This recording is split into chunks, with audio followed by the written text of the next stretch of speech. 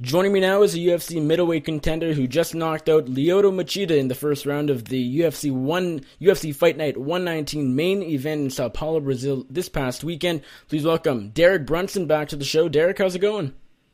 Yeah, how are you? Doing really well. Thank you very much for the time. It is much appreciated, and congratulations on the big first-round KO over the Dragon this past weekend in Sao Paulo.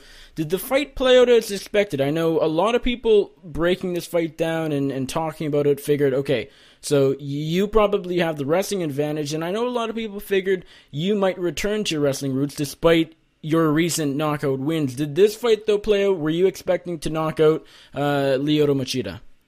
I really don't have any, plans. I kind of know what the person's good at, But, in a fight, you kind of got to go with what somebody presents you and, try to set up things. So, the plan down and put him on his back, go with him. But, I can't say I plan to go out there in the first round and knock him out. What is it like to beat a legend like Lyoto Machida? He's, of course, the former UFC light heavyweight champion. He fought for the UFC middleweight title in 2014. I guess you could make the argument he beat Weidman. He, at one point, was one of the best 185ers in the world, and you went out there and absolutely starched him, just halfway into the first round. What is it like, in hindsight, to beat such a legend? It doesn't get any bigger than that. I mean, you had a lot of people talking about the age, him being out for a while. But when you're one of those guys like Machida or Anderson, they've been in a big fight. They know how to get up. They know how to pace themselves. They know how to, take off 2 minutes, then go crazy for 3 or go crazy for half a round. So these guys are really smart. They'll let guys burn themselves out. And I learned in the Anderson fight, you have a guy that's older and, a younger guy, I'm able to get that finish, But this guy is very crafty. He's very skilled. He has a high martial arts skill set, so he know how to keep you at bay, fearing that if you do come in, he's going to catch you with something that you're not expecting. So, I'm very excited and very happy with the win and know that that was a big deal for sure.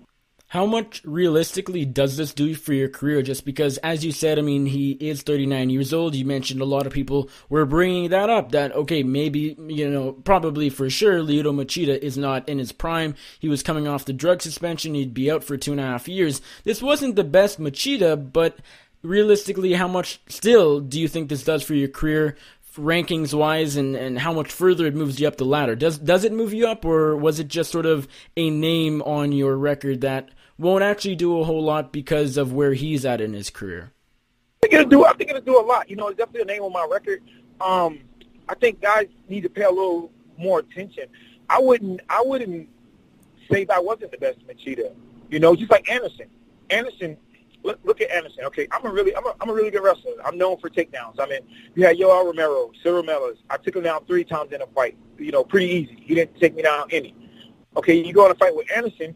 He stuffed 9 of my takedowns. When has Anderson been a person who stuffed, takedowns over and over again? Chael was able to take him down. And I believe my wrestling is better than Chael's, So, what? Anderson got older. He got wiser. He was able to be a complete martial artist. He took time to work on his wrestling. And, everything came together. So, Lyoto been out for a while. He wasn't in the gym taking all these big shots, wasn't in fights taking all these big shots. He was resting his mind, redefining himself, finding new things, new ways to train. Because in this game, you can't stay the same. You must continue to evolve, because if you stay the same, everybody else around you is evolving. You got younger talent coming in. So, I think the time off was great for him. Anytime somebody can take 2 years off and be financially good, and just still aspire in the sport, you can take that time and just completely get better, fill all your holes, go from different camp to different camp. You can specialize in a wrestling camp for 4 months, or you can specialize in a stand-up camp for 4 months, So time off isn't necessarily bad, especially when you've been in the big fights and you know how to get up for the big fights. So even though he, although you said he probably, or he could have been in his prime, he still is the age, and, despite it not being 30-year-old Lyoto Machida, you still feel like this puts you in a good position, and now you sort of have it elevates you in the middleweight division, correct? Oh, yeah, for sure. Like I said, if you can fight, you can fight. I mean, look at it like this. Damian Maia looked really bad his past fight. The fight before that, he won 9 in a row or something like that and was in a title fight 2 months ago. So is his age a factor too? He's 39, so it's just one of those things. Like, I fought Dan Kelly, and all people really talked about was Dan Kelly's age, but they didn't talk about the 13-1 record and him starching 6 younger guys. He beat he TKO'd Antonio Carlos Silva, who's I look at in MMA community right now is pretty high on this guy. He fought on the card that I just fought on, and everybody's infatuated with his grappling and his growth in the sport, But Dan Kelly went and starts a young guy like that and has a lot of other guys under his belt also. So, like I said, sometimes you can't really, you got to look at things for what they are and what they bring to the table. If somebody's fighting at the highest level in the UFC, they're doing something right.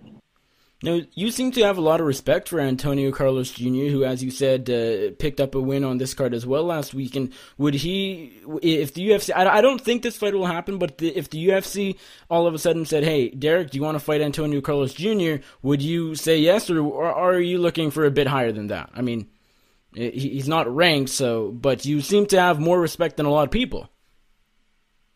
Yeah, I mean, he's good. I think he has about 7 fights in the UFC, maybe like 5-2 or 6-2, something like that.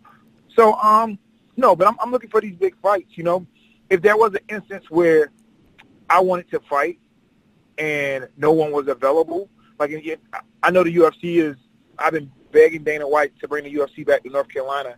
All the fans, fight fans are like super excited about want to get a card here. So if the UFC was to come and say, hey, we have a card coming up soon, and none of the big guys were available, then yeah, maybe I'll for sure look down, because I'm one of these guys who like to fight. Everybody knows and says, in order to keep improving, you have to be actively fighting. You can't be one of these guys sitting around not doing nothing. So, yeah, definitely always want to stay in there and stay active. All right, and this was your first fight in Brazil, was it not? I was surprised by that just because you've had so many fights, but looking down your record, I didn't see a single other fight in Brazil, true? Or did you have some sort of fight that maybe Topology didn't catch? Yeah, no, my first official fight in Brazil, I was slated to fight in 2013, and my opponent got in a car accident the day of weigh-in. So I was down there almost like a pound. I was actually headed to the sauna to go cut like 2 or 3 more pounds. And then the lady comes and like, hey, you need to go to the UFC office. I'm like grumpy. I'm like, listen, I'm cutting weight, so it can wait till after I finish cutting weight. We don't have that much time. And she was like, no, well, it's kind of emergency. You need to go down. So I went, and yeah, my opponent got in an accident. So I didn't end up fighting, but I was supposed to. But yeah, this is my first official time fighting there.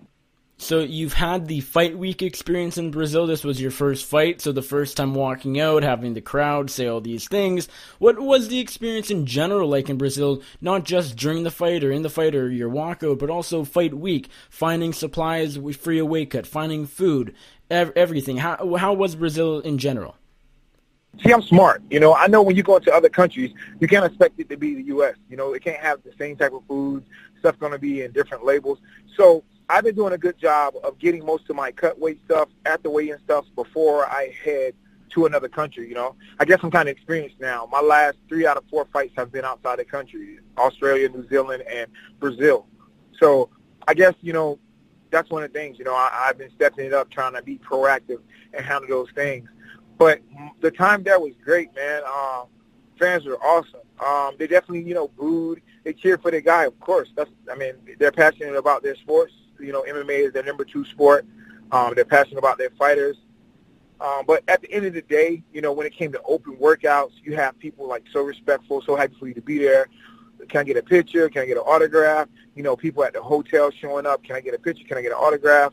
After the fight, people are like, yo, congrats, man. That was good. You took down my hometown guy, but I appreciate, coming here and fighting for us. So, yeah, it was an overall great experience. So fighting in a hostile country, so to speak, just with the crowd, they're notoriously known to have death chants when, Americans walk out and all that. That didn't really bother you, it seems. Nah, they just playing it up. Come on. I don't even understand. I've been learning a little Portuguese, but I don't even understand what rumor here or however you said it until somebody like broke it down and told me. But you're gonna die. What? Okay, I'm gonna die. Is my opponent gonna kill me, or are you guys gonna kill me? Because they're not gonna jump in the octagon. I mean, it could happen, but I've yet to see it happen. So I mean, that's not the biggest of worries. You know, just go out there, put on a show, enjoy the moment. Everybody kept asking, how would the crowd affect me? I'm like, listen, the crowd won't affect me at all. It does not matter.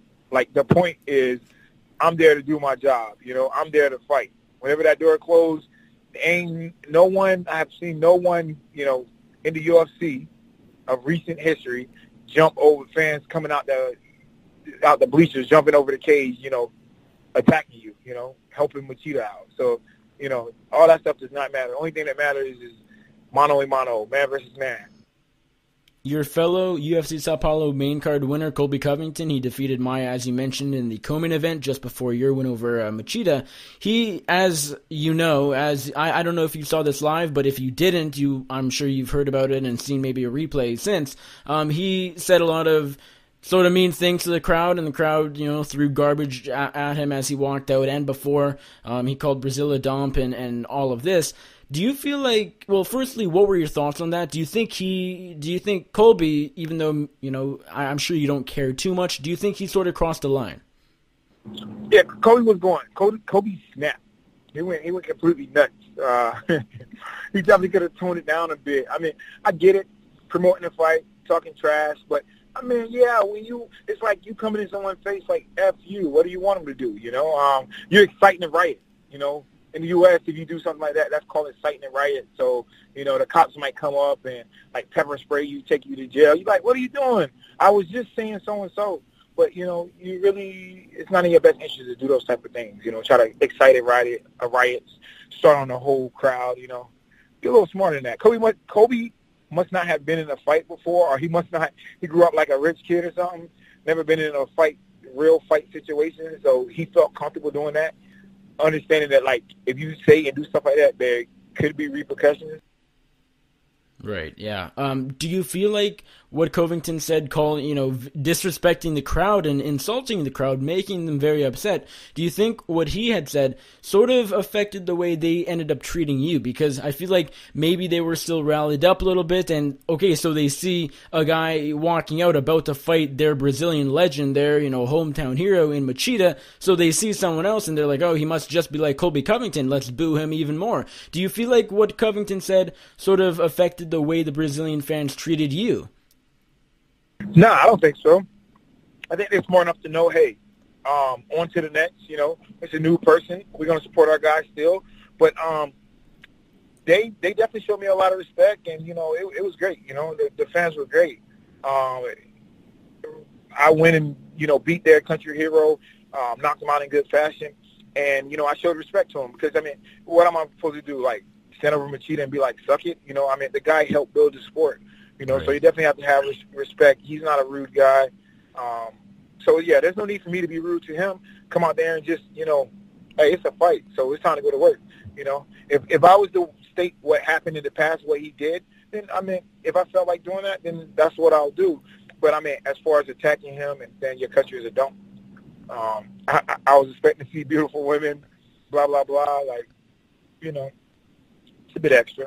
Sure, fair enough. Now, after the fight, after you knocked out Machida, UFC light heavyweight champion Daniel D.C. Cormier, he was the commentator, he was interviewing you, and he really pressed for you to call someone out. I feel like there's sort of a motion in the commentators and media in general who we really want fighters to call someone out because it makes it a bit more intriguing, and they have the spotlight, might as well take advantage. So you did call someone out because D.C. was really wanting you to. You called out his teammate, of course, Luke Rockhold. Had Luke been on your mind? Did you sort of plan that? Or was that simply sort of just you, okay, DC's asking me to name someone, I got to name it, I got to live up to what he wants, and that's the first person that came to your mind?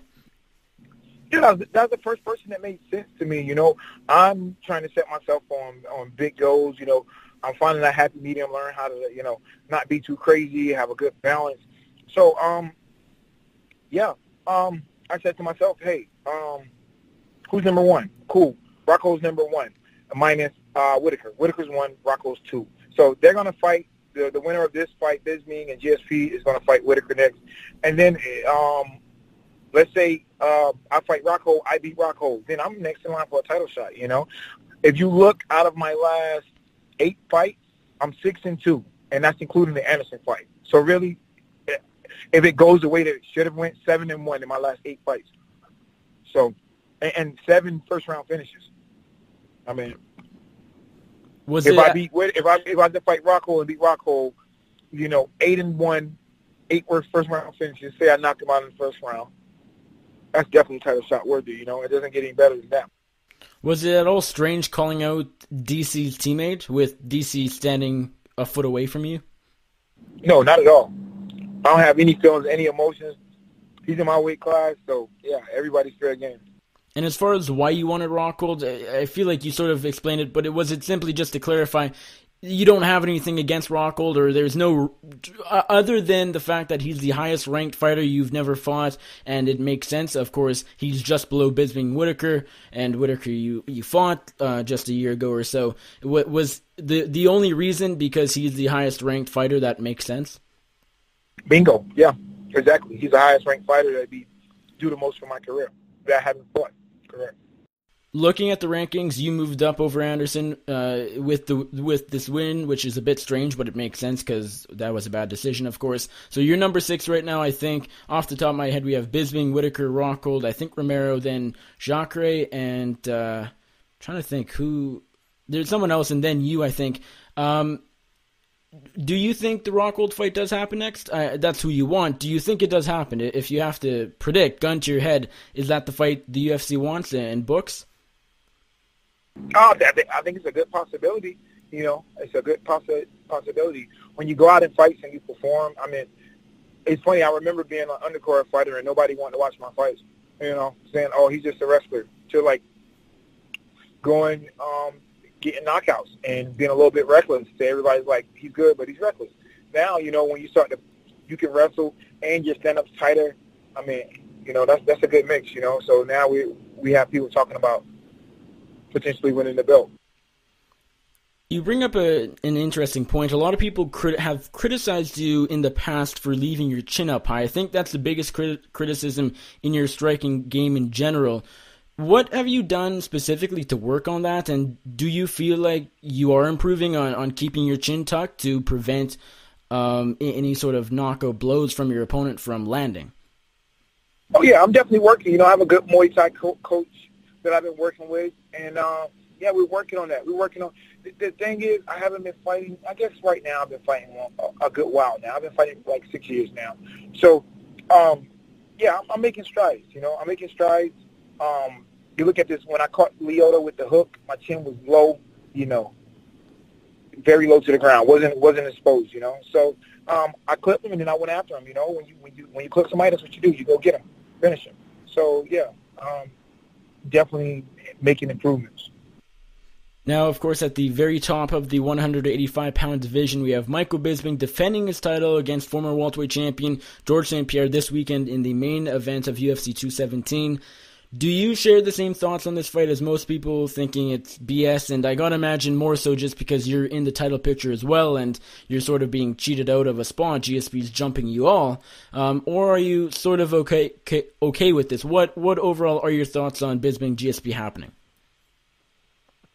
At first, I was like, what is this? But, you know, like I said, I'm not 1-2 right now. So it's not that big of a deal to me. It's not right at my front door. But, yeah, you know, guys should definitely, it should be a pecking order. Guys should have to, you know, earn their spots. I don't care about your name.